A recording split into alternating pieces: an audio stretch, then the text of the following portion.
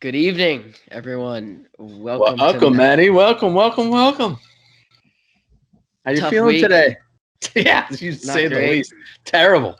I mean, as a New York fan, this is not the week. Well, I guess there's some teams that are right. If you're a Nets fan and you're a Mets fan, which we are not, nor do we care about either of those teams. Bad week for us. Where are we going, Matty? It's gonna start with the Knicks. Just gonna do a little dissection of their Game Five loss and just a terrible series against Atlanta. The, Let me ask you this right out of the gate, and this is something that didn't occur to me until Atlanta won against the Sixers. Do we think Atlanta's a better team than everyone was talking about? yeah, I don't think their offensive blow up against the Knicks was just a one Wasn't time an thing. anomaly, yeah. I think they're coming, and I think they have a legitimate chance of beating Philadelphia in this series. I mean, with Especially Embiid with the knee, the injury. he had a knee, still scored like 39 points, so not worried. Yeah, but he seems like he's always on the verge of missing multiple games. But Atlanta, like, all right, obviously I don't like Trey Young. I'm mad at him, but he does have that Reggie Miller vibe where he is clutch. He's making himself a Yeah. superstar in that one Knicks series. All of a sudden, everybody's talking about Trey Young. Maybe they were beforehand, and I was just a silly Knicks fan. But what do you think? Yeah. I don't know about you. I feel like if the Knicks won game 5 and lost in 6, there would be a different respective like being a different point. Perspective. Yeah, perspective going into the offseason if they lost in that fashion. But I think they kind of just the feeling of getting destroyed is kind of leaving an achy feel I feel for them. I think Randall is the one that it just causes the way that series went causes so much stress. I mean, before the series, he wins most improved player, and the Knicks would have probably signed him to a long term extension and possibly a max deal. Mhm. They're not doing it, if I'm the GM, I'm not doing it this year. Great, you were awesome in the regular season. Maybe that was just like a nervous little tension moment, but I'm not giving you the max deal until you prove it again. Like I need to see that in regular season. I think he cost himself a fortune in that. Do I you yeah, trust him with a max deal? with a max deal, no, but I still trust him as a player. I don't not yet. I would like to see one more year, then I will. But over the last couple of days after they lost, I've really been trying to think about like what moves are the correct moves to make this offseason because they have the money. Like, do you bring in Damian Lillard or do you bring in And Bradley Beal? everyone's talking about Damian Lillard, but I've never heard Damian Lillard say he wants to leave. His entire career, he's like, I want to do it the right way. I want to win in Portland. I want to win in the team that I started with. I don't want to go hire a bunch of hired guns kind of thing, the way LeBron's done it. I Well, don't see. I mean, I know that the New York papers. I know you listen to Raleigh papers, but the New York papers are like, "Oh yeah, Damian Lillard. There's an assistant coach on the Knicks. There's a connection." I don't see that happening at all. Maybe I'm crazy, but I don't see that happening at all. The one that I want to see Derrick Rose back. I don't know what kind of money it will take. I saw in the New York Post they thought maybe a 2 year, $20 million year. I think that's a steal for Rose and the way basketball players get paid. What do you think about Rose coming back? I like it. I definitely want. I like the leadership. I want him to continuously to be off the bench next year. I think that's I where. agree with you. He's an awesome six man. I think we burned him out in the playoffs when he became the starter. It was too much. Yeah, The Knicks were doing great being the second team coming on and taking the lead and dominating from a second team with Burks and him. But once they were the starters, the second team did nothing, and then you yeah. were a real problem. So I read an I want. article today that from Mark Berman in the Post, and he was saying that the Knicks should sign Kelly Oubre from Golden State, who's Mhm. what, as he described, a 3-and-D guy, a guy who could play defense and shoot threes. He got a bad start to the year, but he finished pretty strong. Any thoughts on Kelly Oubre? Do you think that's a good deal? Knicks could I offer more money than most teams. That's why it's I would like that, but one I'm just stuck on, and I don't really like the attitude of this guy. But I feel like the Knicks would immediately become the championship caliber team that we all want them to be, and really championship caliber free agent. Who are I we want talking them about? It's not a free agent. I want them to trade for Russell Westbrook. I think he would needs. He's No way. too good for Washington. Ball hog does not fit the Knicks offense at all. Yeah, I think dominant. he's a great player, but he fills the stat sheet. In Oklahoma when he was Durant, did they win a title? No, He is a player that you see and you're like, this is great. Stats. But is he going to make the team better? And the Knicks were good this year because they were a team. I don't know if you've read anything about Luka Vildoza, and I may be pronouncing that completely wrong, but have you read anything about that point guard signing? It was kind of an under the weather signing before the playoffs. I've heard a little bit about his name. I looked into I like it. that. An Argentinian player. Before your time of watching Knicks basketball, he was coached by Pablo Prigioni, who I loved with the Knicks. He was one of those guys. He didn't look intimidating. He wasn't, people wasn't flashy, but he played great defense. He always put the ball in people's hands. I'm hoping that he could be a great point guard and really, take it to the next level. Mm-hmm. Yeah. Well, they need point guard depth bad. They need a star point guard. I think that's the key.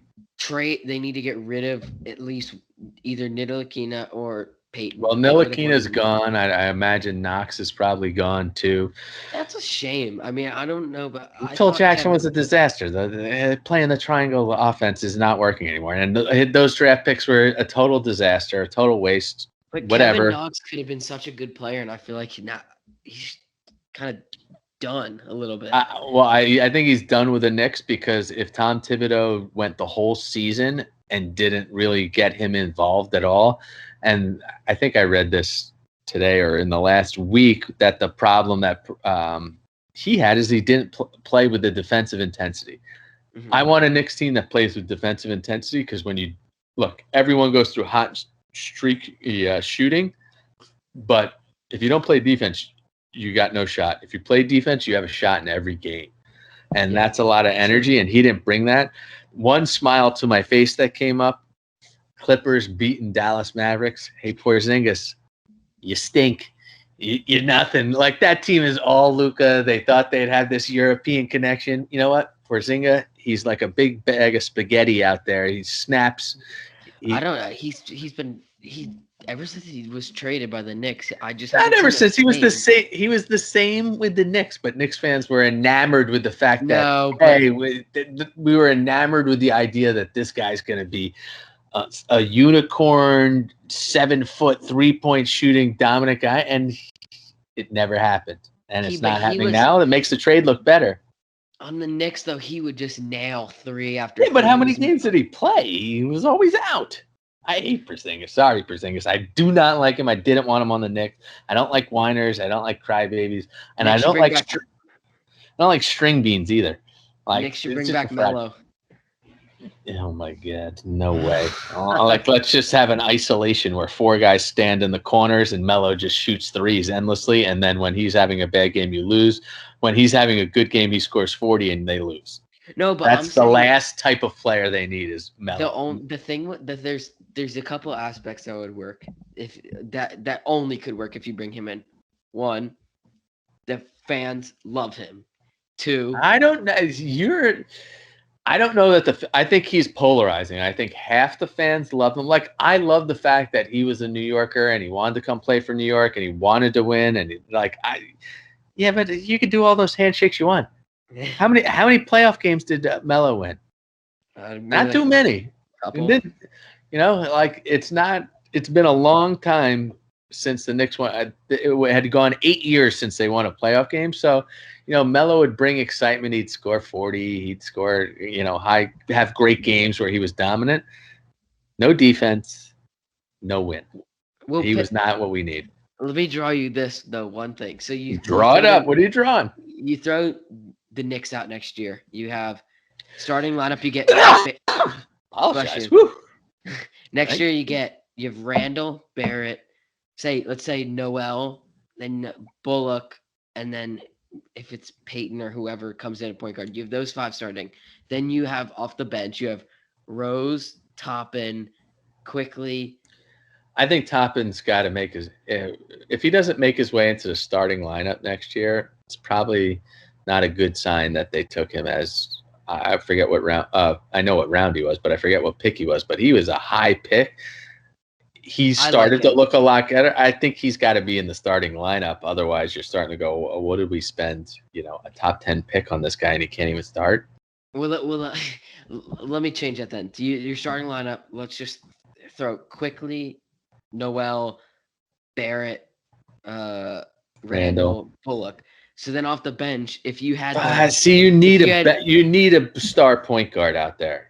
No, but if you had Bullock should be with Rose coming off the bench. But this is just hypothetical. This is it's all hypothetical. We have no control or say on anything. But go ahead. Sorry, I'm cutting you off. I apologize. It's about Melo. Say Melo, Rose. They love each other off the bench. Now that's a different story. Yeah, like Melo as a guy coming off the bench to shoot threes. Way better than starter. He's a terrible starter. Yeah, but does he want to do that? And let's be honest, comes back to New York. He's going to want to own the show. He's going to want to shoot. Well, he's too old for that. He's just going to. These players don't think they're old. They think they're superstars. So I don't know. For me, for the Knicks, bring back Noel. I think if you could bring back everyone that's a free agent except for the young kids that are draft busts. Like, I want Noel back. I want Bullock back. I want these guys back. I just don't want them at the wrong number. So it's how much they got. Burks, I loved. I thought Burks was a guy who could change a game. He struggled in the playoffs, but again, he can't be. These guys can't. They're not full-on starters. Knicks need an awesome point guard. I know there's talk of Ball coming to the Knicks. They need someone who could distribute the ball and take some of the attention away from Randall. It was the Knicks thing was frustrating because Randall was great against the double teams all season long, but he looked scaringly nervous, like pump faking, taking shots. It didn't look good at all. Yeah. But, the one thing that we haven't had in a long time is we're all going to go into next season and be like excited about the Knicks and be on board about the Knicks and have expectations for the Knicks. Yeah. But we're going to be nervous about Randall on what's going to happen. We'll see. Well, hopefully that pans out. And do you think? Do you agree though? Thibodeau seems like 100% the right hire. Stay. Yeah, 100%. Like, for the first time in a long time, I feel comfortable about the direction of the management and the team. I didn't know anything about Leon Rose, but at the end of the season, it looks like he made all the right decisions for this year. Big choices this year on who you bring in for a point guard and who you bring in for these other players. And I think for once in 10, 15 years, maybe a free agent does want to play for the Knicks because they believe in Tom Thibodeau and they see Rose. The team doesn't look like a laughing stock. That's true. And hopefully that pans out well for the Knicks. And now I want to have a brief little stint, talk about the NHL playoffs, just checking. Oh, yeah. Are you going to give me the Vegas night story again, Matty? Well, let's start out. Tampa Bay leads Carolina now. Florida hockey. 3-1. I'm not a Canes fan, but I hate the sound of 3-1. Well, you go to a lot of Canes games. Come on, that's a close team. I know you. Your brother almost said to me last night at dinner, as he's sitting here, he's upstairs right now. Your brother said, "Maybe I'll be a Canes fan," and I had to lash him out, saying, "How dare you go against your uncle and your brother and pick the Canes? Come on." You know what's even worse? He said he was going to be an Islanders fan a couple months ago. Well, I'll kick him out of the house if he's an Islanders fan. There's no Islanders fans. We don't like the fish sticks. Come on, nobody cares. No one's cared about the Islanders since the 80s unless they're wearing, the Gordon's fisherman outfit. But, yeah. What else you got? Go ahead. I cut you off before you even got to Vegas because I knew you were going to go into the Vegas Golden Knights, and I expect that the Montreal Canadiens is coming up next, so let me have it. Well, I'm going to just finish with Tampa Bay and Carolina. I see that season round ending in 6, and Tampa Bay, unfortunately, returning to the conference final for the third time in 5 years or something. Then you have Boston and the Islanders, which is a pretty terrible series for me to have to pick who I want to win, and it's also a great series if See, you watch the games. I hate the Islanders, but who do you think I'm rooting for in that series? The Islanders. Screw Boston. Hate it. Lose. Brad Marchand. In fantasy though. Brad Marchand's the worst. I hate that whole team. I picked Boston in fantasy though because I don't think they can win the cup though. Even if they win this series, I don't think they can do it. The Islanders are different. Fantasy. I don't like any of these teams. Come on. Go Canada in this. Come on. We'll see. When the Rangers aren't winning, go Canada. I almost said go original six, but that's not the truth, you know. I normally would. Yeah, exactly. I almost eat my words. But all right, give me the status of where the series are and who you think's winning. All right, so Boston and the Islanders are tied at 2. I think the Islanders are going to win it. I want Boston to win it, but I think the Islanders will. Then you got what has been a massively entertaining series between Colorado and Vegas, which had some thrillers in Las Vegas, and that crowd was. For those of you who don't know, Matty, me and his brother were out late the other night. What was that? I don't even know what night. I think that was Saturday night. And we call Matty at 1:30 in the morning. He's sitting there watching the Vegas Golden Knights hockey. That's the kind of addict he is for hockey. I'm like, what are you doing? But go on, keep it going. They have it. They just have something special about their offense. And I know that the fans aren't diehards. It was just the atmosphere seems at those games. It seemed like a cool place to go to. I wouldn't hate it. Vegas is a crazy party place, so everyone there is just having a great. They had Wayne Newton in the stands. So come on, I don't want Wayne Newton in the stands. I want Mark Messier in the stand. Well, I wouldn't have a problem if Vegas won the cup. I think there's better teams to win it than Vegas. That wouldn't be so great for the NHL if the Vegas won, but we'll see what happens there. I think Vegas will beat Colorado because Colorado chokes in the second round always. So I think I never believed that whatever the previous year's teams doesn't mean what this year's team is. I mean, if it's the same players going out on the ice and the same coach going out, that's different. And you could buy it. But like what you did 2 years ago with a different lineup doesn't mean what you do today. Well, look at Toronto. The Toronto Maple Leafs, I think, have exited the playoffs in the first round for like the last I think 6 years. They crumble under the pressure of the Toronto fans are dying for. And I feel like they're kind of going through what Red Sox fans went for a while, where it's like you just can't do it, you know? Well, they won first place. They were up 3-1 against Montreal. That's such a brutal loss. So when you're up 3-1 and you lose, as a fan, it's like getting punched in the stomach. Like, no, well, when the Yankees lost to the Astros, they were up 3-2 and 17. That one stung because they. You want to know what stung? It was I have season tickets for the Yankees when they played the Red Sox, and we kept going to the games.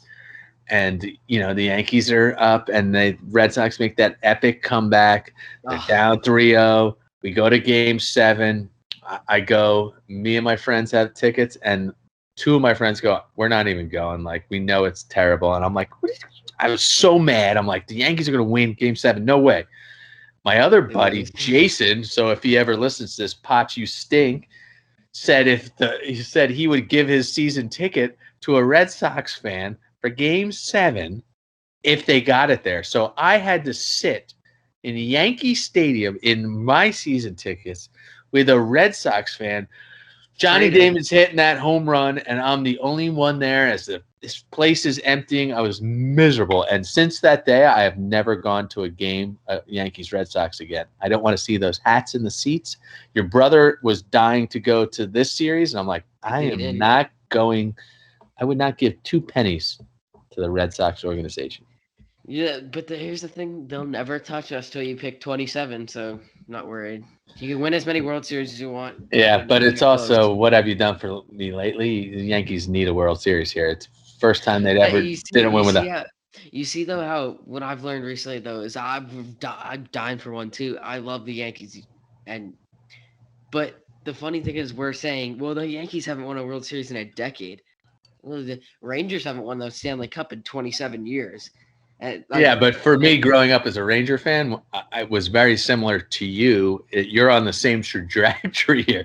when I was growing up, you would go and you'd hear 1940 chants, and it's like, oh my God, no, it's miserable. And then they won in '94, and forever, I can't ever imagine a year in my life where it was more fun than 1994 because I was young.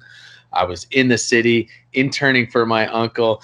The Rangers are streaming to the cup with the greatest player that ever stepped on the ice, Mark Messier, and the Knicks are streaming to the finals. And for those of you who don't know us, my Uncle Vinny, who's my godfather, was the greatest guy of all time. He had multiple daughters. Our whole family is a whole bunch of women, and I was going to every Knicks games on his corporate season ticket. I was going to every Rangers game, going to the finals. And the city was electric, and the city needed it so bad. Like when the Knicks won the first game of this playoffs, the drama on 7th Avenue, people are in the street, like you feel the vibe of the city. So I just want that back so bad for these fans. It's not even for that. I think just our 4 teams. It's that the fact that New York City, which is very, very embarrassing, hasn't won a major league sports title since 2011 when the Giants won the Super Bowl. That's embarrassing. Let's talk about that's embarrassing for a city that spends too. It's not like that's embarrassing. Keep their money in the pocket. They just haven't been doing it right. How many times has Boston won a title since 2011? I don't want to talk about Boston. This podcast is not about Boston. Every time we bring up Boston, they suck. The Bo Sox have won 2 World Series. I don't care about them. Screw them. Well, let's finish with the hockey, and then we'll get to the part. So I think Vegas will win that series, and then Montreal is up 3-0 with a home game tonight. And if they move on to the Western Conference Finals, they'll either play Vegas or Colorado. I don't know. I just don't think they're gonna beat those. Those teams are way too good. But you never know. In hockey, it's all about the goalie. It's like pitcher. And baseball, starting pitcher. Yeah, your pitcher could hold you. In hockey, you could not be playing good, but you get a hot goalie, and it's unbelievable. And here I go again, right back to the Rangers. But like Richter carried them to the cup. I mean, Lundqvist carried them a long way. They never had give it to him though. Yeah, you got to score goals. You got to score clutch goals. That's the thing. Timing is everything. The momentum, but I'm not going to give up. I'm rooting for Montreal. We win. Yeah, I think really. What shirt you got on there, Matty? By the way, what we got going? It's a high school shirt. Oh, Panther Creek. All right, go Panther Creek. With the fact that, I mean, I don't know what I was about to say, but Montreal, I hope they go far, and I just wish I could see what their fans would be like if they had full house. Oh, it's great. I've been to Montreal a couple times. Awesome city, awesome fans. I can't say I've been to a Canadian city and not liked it. I'm more of a Vancouver fan. I'm a Canucks fan more than anything. I love Toronto. Is a great town. Montreal is a great town. But I don't know. I actually I went to a Blue Jays game in Toronto. I've been to a couple Blue Jays games in Toronto. The fans, you go there because you compete with the Yankees, and you're like, I don't like. And then you get there, and they're the nicest people. You get front row tickets for the same price you get the tickets to the nosebleed at the Yankees. It's this is a great experience. Sky Dome's cool when you're sitting in the seats. Looks like a warehouse when you're walking around it. But Toronto's you felt the bars. You walked around to the game. It was cool. It was cool. But anyway, let's move. We're done with hockey here, or we got? Yeah. So then we'll set now what the rest of the podcast will be about, which is the Mets being on the uprise, which they have been. We'll take a moment to give them some gratification there. They're really they're great. I mean, I'm not trying. Really, but the problem is they're in a terrible division, which is great for them. They have great. But how can we say they're in a terrible division so far? But this division was supposed to be really, really good. The Nationals just coming off a World Series. The Braves were unbelievable last year. The Phillies spent a fortune and was there is a lot of talent. I mean, I know Azuna's in trouble now, so that may really hinder the Braves. But that's not a whole Acuna leaving. Like that's a Yeah. hole. That's like a Yeah, Luke like Voigt hole for the Yankees. Like that's I got you. But like, I still think there's time. That's the crazy thing about baseball. How many games into the season are we? If you were gonna guess, we're a third of the way in. The so the Mets just third need of to. They just got to build that distance. I think right now, as bad Mets. as I the think it's teams a. are. I don't know if you want to write down predictions today. I don't think the Mets are winning the division. I think they're a wild card team. They're And making then, the playoffs. I think in my book, they're making the playoffs. yeah, I think they're Somehow. a wild card team that, if they line it up correctly and they get DeGrom to go for the wild card, they'll be in good shape. But I'm not a Mets fan. And, all the talk, which we might as well get into it, is the cheating from the pitchers. I mean, Oh, that's I the have a lot topic to of the uncover about week. that.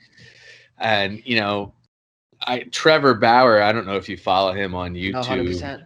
Yeah, like he's a polarizing figure, but he's been calling this stuff out for years and saying how crazy spin rates are and, documenting this stuff. And obviously it was a serious consideration that the fact that the owners had a special meeting to address this, and sometime this week we expect that their umpires are going to all of a sudden start checking pitchers 10 to 12 times a game. If all of a sudden the hitting lights up in a week, and I am going to get right to your point because I remember the text where Matty's like, ready to blow oh up. my God, one game, Cole's not pitching good. He comes from the Astros who, hey, they're cheaters. We know they're professional cheaters. That's who they are. What's your thoughts?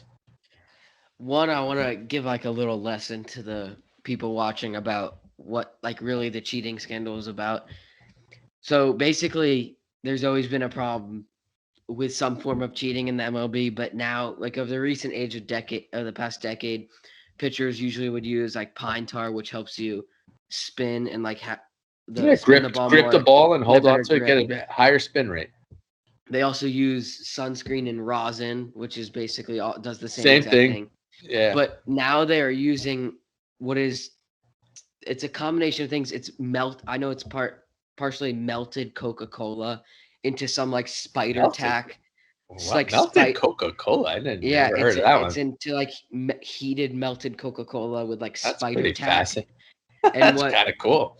what they use it to do basically is they want the ball to stick onto their fingertips as much as they can, so you basically can snap like that, so it makes the RPMs or revolutions per minute much faster. For example, in the matter of 5 years, Trevor Bauer's RPMs on his fastball increased by over 600, which is humanly impossible without some form of cheating. You cannot, and this is proven. You can look it up. Well, he talks about it. He's not shy about it.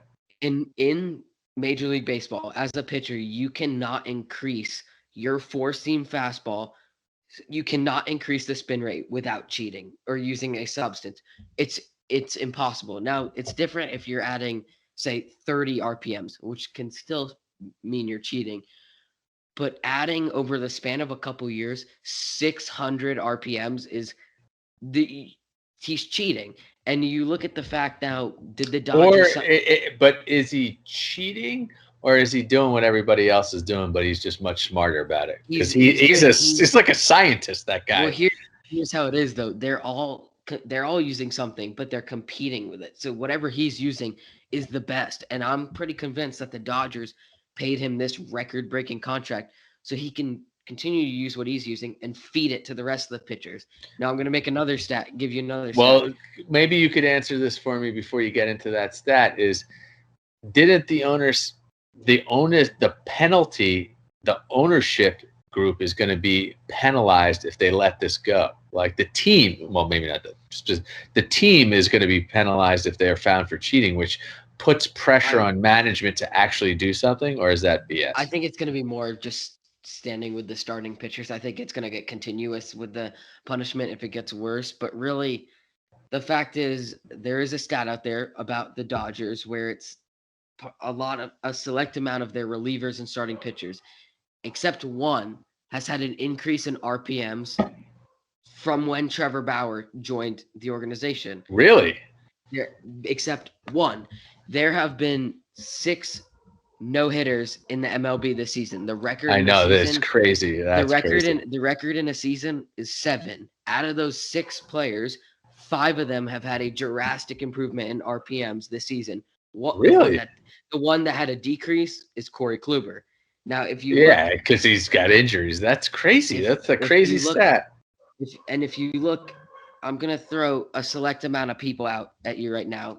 For example, we'll start with Garrett Cole. Garrett Cole had around a 4.5 ERA, 5.0 ERA in Pittsburgh in 2017. He came to the Houston Astros, basically slashed the ERA in half, and his spin rate grew around 170, I think, RPMs. And then, yeah, that's that.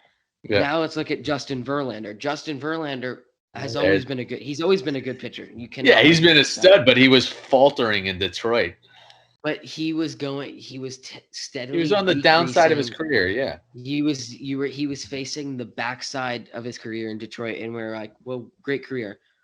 But now he's traded to Houston, and he was an all-star, and then he started slowing down, and now And all of a sudden he was dominant as he's ever been in his career. That doesn't happen. You look at Barry Bonds with the You're right. steroids. You're right.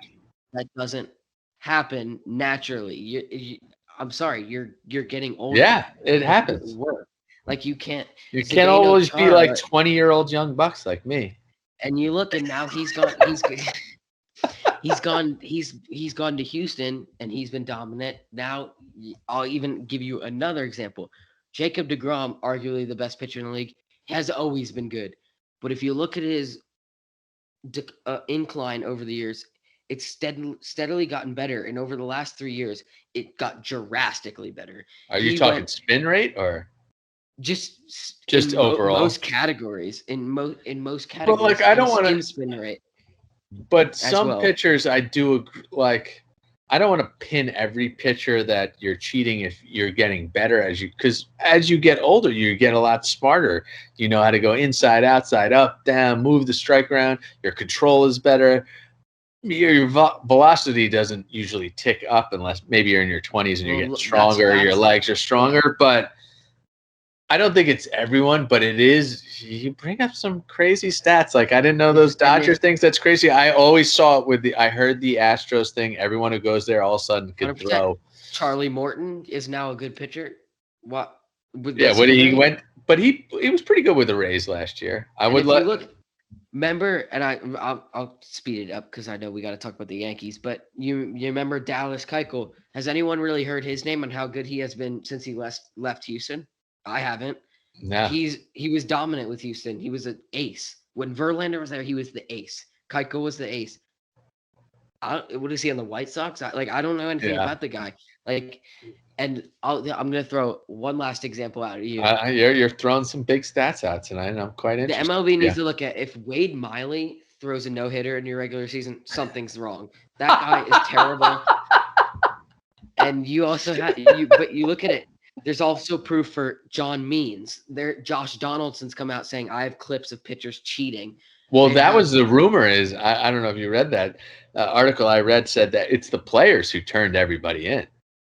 It wasn't like people watching on TV, and it was the players going, "Look at this! This is ridiculous." It's our own team, calling in teammates. And I'm glad that players are doing that. It makes me feel better. Like you want to play a legit game. Hey, it's trying to keep. And I'm going to throw the last statistic at you, and then we can move on to the Yankees. But going back to Trevor Bauer, I just want to give you kind of a timeline of how his career went. He was in 2017. He was with Cleveland. He was good. 2018, still very good. He was a consistent pitcher. Even in 2016, he was as well. In 2019, he had the worst year statistic-wise in his career. And where was he 2019? Do you remember? He was with Cleveland. Then he was either traded to the Reds or signed with the Reds. I don't know. I think he got traded to the Reds. Well, it doesn't matter. That year, he was the NL Cy Young. A year later, with an increase of over 230, I think, in his RPMs. And on his fastball. And he's not shy about it. He's very upfront. He's an engaged. Yeah, he's an engaging interview. He's an interesting guy. In 2019, he was saying, he's like, well, Houston's doing this. Garrett Cole's, he doesn't like Garrett Cole. They used to play at UCF. No. Yeah, they were apparently not friends at all. He was coming out about it, and he's like, I've tried a couple stuff, but I have the morals. I don't do it on the field. And I was like, okay, I believe that, because his statistics weren't going up. But you look next year, he's dominant, and then he's even better now with the Dodgers. You can preach all you want. Anyone, not just you. I'm not saying you, but anyone can preach about how you can raise your skill level. I mean, look at guys like Zibanejad. You look at all these guys in New York who've increased their skill level. But there's a difference between. Well, I agree with you, and I know where you're going. There's a difference between increasing your skill level, increasing your smarts, and all that part, and then just weird physical stats. Yeah, it's like Barry Bonds. Growing up, Barry Bonds hit the ball all the time. You knew he was the best hitter, but all of a sudden, he went from hitting the ball to. I remember going to a Yankee game with Mike, and I've never seen a ball hit farther in my life. I mean, it sounded like a cat. Like all of a sudden, it's like, come on. I really wish he never took steroids, because he was the best hitter we've ever seen, and now his legacy is ruined. And I know he was trying to compete with the Maguires and Sosas. Let's not get into steroids. We got to get closer. We got to get to the Yankees. But to wrap it up, MLB is a problem. The MLB is a problem, and we should. Well, we'll know probably by next week what is happening, because the ruling should come out this week, and it should be a topic next week that we have to see if anything happens. And I know you're nervous that all of a sudden Garrett Cole is going to stink. Well, he starts tomorrow in Minnesota, so we'll see if it's another terrible start. Let's just hope that was an anomaly. But Yankees, epic offensive woes. I think they're on pace for one of the worst strikeout seasons of all time. Oh, they are. They're like 27th in the league in scoring. Horrific. Swept by the Red Sox. 6.5 games out of first place. The loss last night was horrific. Like the way they lost Reza. That umpires again. We talked about this last week. Horrific call on Odor, way outside. That umpire should be suspended almost for that. My favorite player, DJ's not good. Stanton, got to get going. I'm gonna turn it over to you. Let's start the rant. I'm gonna blast them here. It's ridiculous. It's embarrassing. Let's start out with the base running, the offense, the strikeouts. It's horrific. It's so bad. Embarrassing. The outs on the base path, they have grounded into the most double plays. They have the most outs on the base path. Who do you blame for that? Do you give Boone the blame for that? Or do you just think they're naive? You want to know who it is? The players suck. That's what it is. They suck. Literally, Aaron Boone he's doing the best. He's trying to see, okay, I have LeMahieu. We paid him all this money. He's a great hitter. Well, let's bat him leadoff. He sucks right now. Hey, don't trash LeMahieu. Right now. Every hitter goes through a role. But this is the whole lineup. That's the problem. Yeah, the problem is, who's the hitting coach? That I think, how is he's on the verge of getting fired, because someone's going to have to take the blame for this soon. Yeah, well, that's the problem. I think that's what they were trying to look with the Knicks, and I think we're too invested in, well, who's to blame? I don't think Cashman or Boone. My favorite thing you've ever said, on our Young podcast, is everyone's always obsessed with blame, but sometimes it comes down to the players got to do what they got to do. Well, it's something new every year. Well, Boone's got to go. I'm going to sit here and tell you this. I love Aaron Boone. I have the most trust in him. He is much better than Joe Girardi. I think he's going to be the greatest Yankees head coach I will see in my lifetime. Wow, that is big words. Big words. I'm still a Joe Torre guy, so. He played his first 2 seasons as a Yankees coach, 2 100 wins plus seasons. He's made the playoffs in his first 3 years as a Yankees head coach. And the players are going to screw it up for him, because I'm going to tell you right now, they will not make the playoffs if they go through another series or 2 like this. They won't. They are falling behind. 162 game season. But they're 6.5 out. You know what happens? They get 1 series against the who's in first place right now? The Rays? The Rays and the Yankees. So they get 1 series against the Rays. They win 3 out of 4, and all of a sudden they're back in the game. Well, that's the Baseball problem, is though. such a grind. It's such a long haul. Like until we hit July 4th, unless you're 10 games out, I don't even care.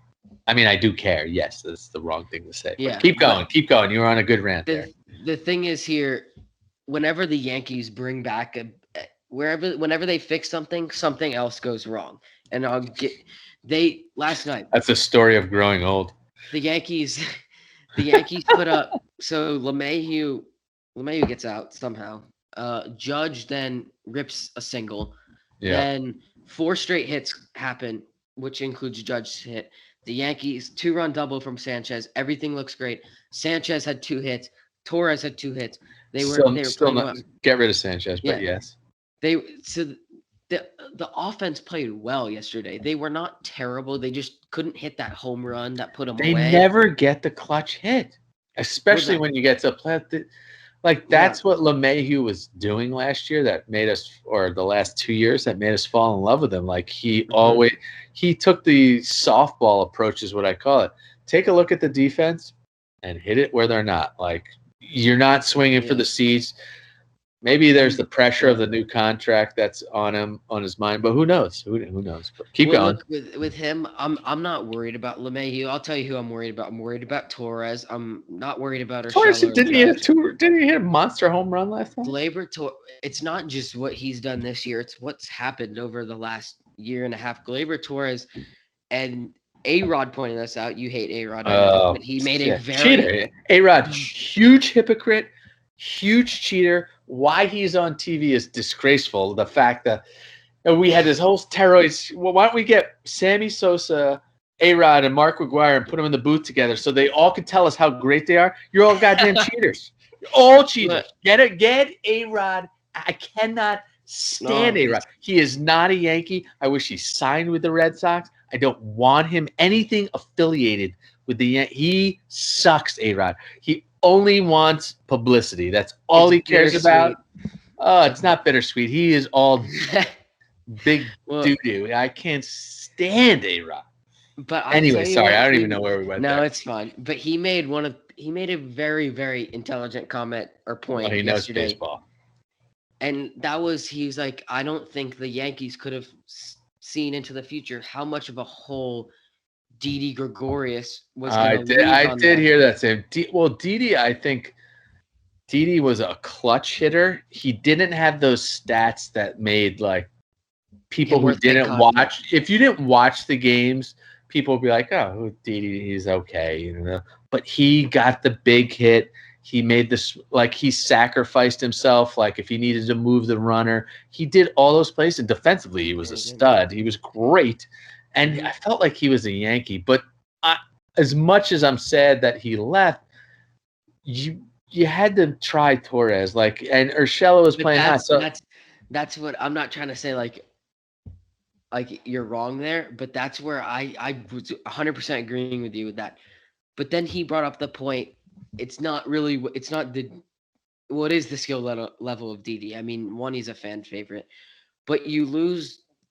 They took a risk. I think they lost on it. Because when you get rid of Didi, you lose that solid defender at shortstop, and you don't have that anymore because Torres is not 100% at shortstop. And then you but shouldn't, I mean, he's supposed to be. And do you think this is just like struggling, like going through a thing, or do you think this is who he is? Who he is, and they need Didi back. And I'll tell you why, because they need an outfielder who can run. But when they gave up Didi, they gave up a left-handed bat in Yankee Stadium, which is huge. Great point. Yeah, they're so short on the left-handed bat. And you give Odor. I love Odor, but he's not. I'm not into Odor. I had no need to bring Odor in here. I have no interest in Odor. But this is where I saw it go wrong with A-Rod's point, is when he said that you lose. All the teams should take steroids. I'm sorry. Yes, when you lose Didi defensively at shortstop, then you fill him in with Torres, who's not confident there yet defensively. But the other point he made is that Torres in 2019 was at second base, hit 38 home runs, was dominant in the playoffs, and you move him from his position, and he no longer. But he grew up a shortstop. But look at, I know you hate A-Rod, but I'm going to bring him up again. Forget A-Rod. But Let's he talk made about the same transition though. He was a shortstop his whole life. Then he he was comes to the taking Yankees, plays steroids. third, then he plays. But But you weren't offensively, around. You were not an adult for that moment where he was whine. He had signed the deal with the Red Sox. The Major League Baseball denied that deal, and that's why he came to the Yankees, and that's why he conceded to third. And there was all that tension because everyone's like, A-Rod's the best shortstop in Major League Baseball. He should play shortstop, but you have Jeter, so he was forced to play third. And then there was drama that he wanted all the stats for being the best shortstop of all time. Forget A-Rod because he sucks. Let's talk about Urshela is awesome.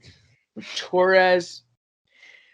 Gotta give him a. I'm just gonna make a really quick point. It has nothing to do with his steroids or his hitting. It was the fact that he was with at the shortstop position his whole life, and then he moved there he had to move to third with the Yankees. Yeah. I don't know if that was Torres. He had to be at second, but you look with A-Rod though. Then he became sharp defensively at third. But I'm wondering though, what would happen if you threw him at short in 2011 or 2012? Well, he played a couple games, but that I don't know. What happened? He could not play shortstop at the end of his career, and that's what I think Glaber is going through. You can't look. I'm a second baseman. Shortstop. It's people think it's similar. It's not.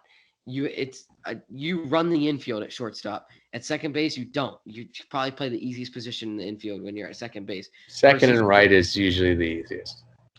And you have the shortest throw to first. Now he's running the infield when I think Gio should be at short, but that's a song for another time. You have. Well, I mean, if that's the thought process, then look, LeMahieu could play anywhere in the infield. Yeah, I'm comfortable with short. But Gio, like the play he made the other day from deep third, like leave him at third. Leave him at third. The defense is so good. I don't like when they have LeMahieu at first. I mean, it's weird. That's why I like Voit, but Voit hasn't hit yet since he came back. Yeah, he was hurt. He was on fire. These guys, look, you can't walk off the street from not swinging a bat and hit 100-mile-an-hour fastballs and breaking balls that are just dumping in the dirt. It takes a little bit of run to get into a rhythm and feel good. Mm-hmm. Well, but what do you think about Chris Gittens? Last thing, what do you think about Chris Gittens? I don't have any. Do you know what I feel about him? My whole knowledge of him is the obnoxious thing his father said, how he wouldn't watch him until he goes pro. And I don't even know if that's true. That's what your brother told me. I don't know. No, that's true. That is true. He said it. That's a horrific thing to say to your kids. You should go to as many games as you can, college, minors. You should be proud. Yeah. So obviously, I think this kid's probably mentally damaged from being with a crazy father. But I'm not thinking about him. He should not be in this season's story. What I want is the guys whose baseball cards say they're an all-star to start playing. I want Stanton to start hitting again, not being hurt. Judge has been great. I think the Salmon family favorite guy. It's time to put him on the bench and only play him 2 days a week. Gardner. Who? Gardner. But here's the problem. Gardner's such. You cannot expect to win games when you put Andujar in left and I know. Stock. I mean, you need. They're not defensive players at all, and I think this that whole. If you have Judge and Gardner in the field, you don't got to worry about left field because that's the only worry. I think Gardner's not the guy he was. He's not hitting. That's why he's not hitting. I mean, I don't. Yeah, I agree with you about it. Like if you're forcing Andujar into the lineup. So he should be in AAA. I don't want to see his face. He's so unclutch. You forget he was like rookie of the year. Like he was an unbelievable hitter, but he hasn't played. I think you want him to shake things up. Yes. You take one of these names, whether it's the Torres, Andujar, trade him and make a move, make something aggressive move, shake things up, put pressure on players to go. Holy crap! If I don't perform, I'm going to get booted out of New York. Let me see what one. Well, let's finish on this point. What is it? I'm with this last thing. 1 point. Last thing. I wish that the Yankees traded Clint Frazier to the Giants for Wandy Peralta instead of Mike Tauchman. Clint Frazier has not, in my book, been good since he came into the league in 2018.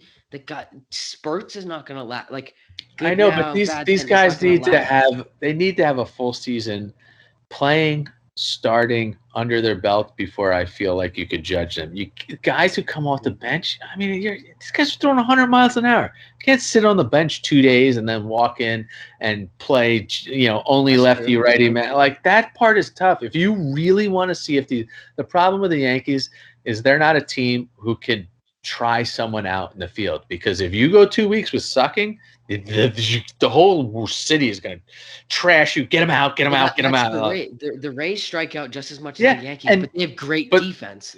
and also no one goes to the Rays games and no one cares about the Rays. So if you're having a 2 week pressure. stretch, there's no pressure. You're not answering to 50 reporters going, "Hey, why do you strike out? Why do you like?" There's none of that Same questions anxieties. every night to Boone. Yeah, What so the went wrong? Yankees take the brutal beating on that.